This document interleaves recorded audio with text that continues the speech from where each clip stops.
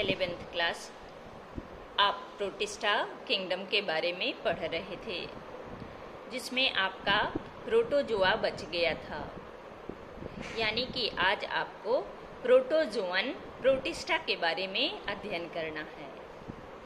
तो जितना भी प्रोटोजोआ है, सभी प्रोटोजोआ परपोषी होता है। ये परपोषी कहने का अर्थ हुआ हेट्रोट्रॉफिक, जो अपना पोषण किसी दूसरे से ग्रहण करता है। ये परभक्षी अथवा परजीवी के रूप में रहता है। परभक्षी यानी कि किसी दूसरे जीव को खाता है, या परजीवी का मतलब हुआ किसी दूसरे होस्ट में निवास करता है और उसी से अपना भोजन लेता है। इसको 4 प्रमुख समूह में बांट दिया गया है। पहला है अमीबॉइड प्रोटोजोअन, जिसको हम लोग बोलते हैं ना अमीबीय प्रोटोजोआ। ये स्वच्छ जल में, समुद्री जल में और नम मृदा में पाया जाता है। जो समुद्री है वह परजीवी के रूप में भी होता है। वैसे आप एक का नाम सुने होंगे अमीबा में ही, एंटमीबा। इसका वैज्ञानिक नाम है एंटमीबा हिस्टोलिटिका, क्योंकि इसकी भी ना 3 प्रजाति होती है।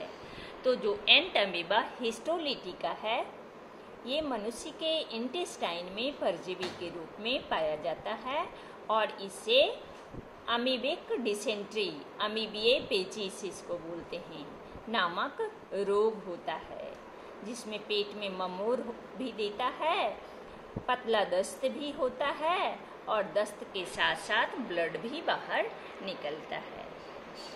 इसके अलावे कुछ अमीबॉइड प्रोटोजोअन ऐसे हैं जिनके शरीर से प्रवर्ध निकलता है। जैसे अमीबा है तो उसके शरीर तो बना है जीव द्रव्य से, तो जीव द्रव्य जिधर की ओर बहता है उधर ही प्रवर्ध निकल जाता है। उसको हम लोग बोलते हैं सीडोपोडिया। सीडो मीन्स होता है फॉल्स। इसको पादाव या कुटपाद यानी मिथ्या पाद है, जिसका उपयोग वो गति करने के लिए भी करता है और उसी के सहारे वो भोजन पकड़ने का काम भी करता है। वैसे इसका भोजन है जीवाणु, शैवाल, डायोटम्स इत्यादि। क्योंकि जीव कैसा है तो समुद्री है, स्वच्छ जल में पाए जाने वाला है, यानी जलीय है जीव। नम मृदा में भी पाया जाता है, तो उस जीव को ना हम लोग जलीय जीव ही कहते हैं। दूसरा नंबर आपका है फ्लैजिलेट प्रोटोजोआ। फ्लैजिलेट का अर्थ होता है कसाव। ये कसाव युक्त प्रोटोजोआ है और इस वर्ग के सदस्य परजीवी होते हैं या फिर स्वतंत्र जीवन यापन कर सकता है। मुक्त जीवी स्वतंत्र जीवन यापन करता है। लेकिन इसके जो भी सदस्य होते हैं उनके शरीर में ना कसाव पाया जाता है, फ्लैजिला पाया जाता है। इसीलिए इसका नाम दिया गया फ्लैजिलेट।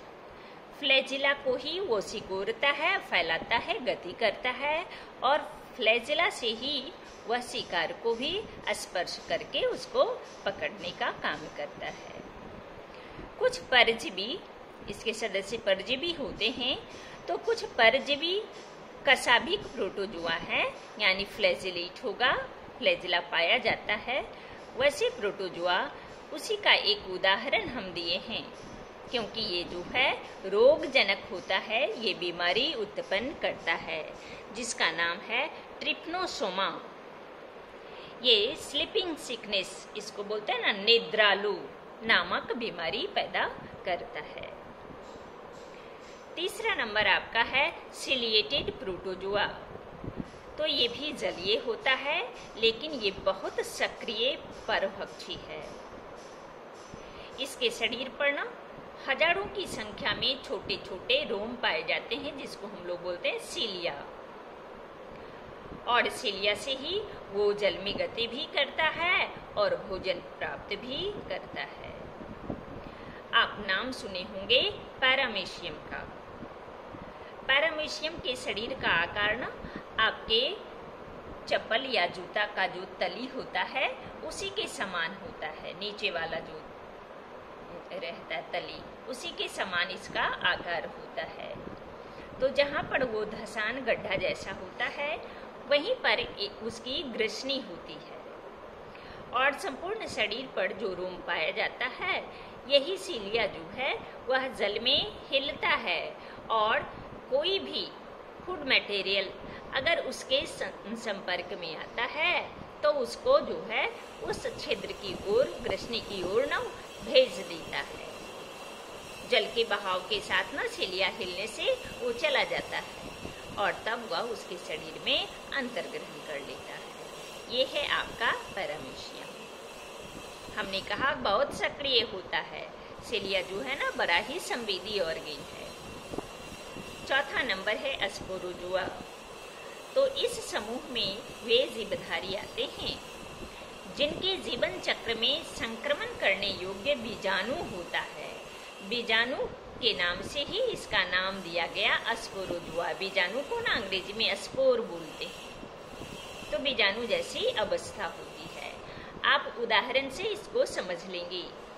आप नाम सुने होंगे मलेरिया परजीवी का, जिसको हम लोग बोलते हैं ना प्लाज्मोडियम। ये मादा एनोफ्लेज मच्छर के लार ग्रंथि में संक्रमित अवस्था में पाया जाता है। यानी कि ये अपना जीवन चक्र जो है मनुष्य और मच्छर में पूरा करता है, 2 होस्ट में पूरा होता है। और इसके जीवन चक्र में एक अवस्था पर एक ऐसा समय आता है, एक ऐसा अवस्था आता है जिसमें बहुत सारे अगुणित जनन कोशिकाएं बनती है और उन जनन कोशिका को ही हम लोग बोलते हैं बीजाणु, स्पोर।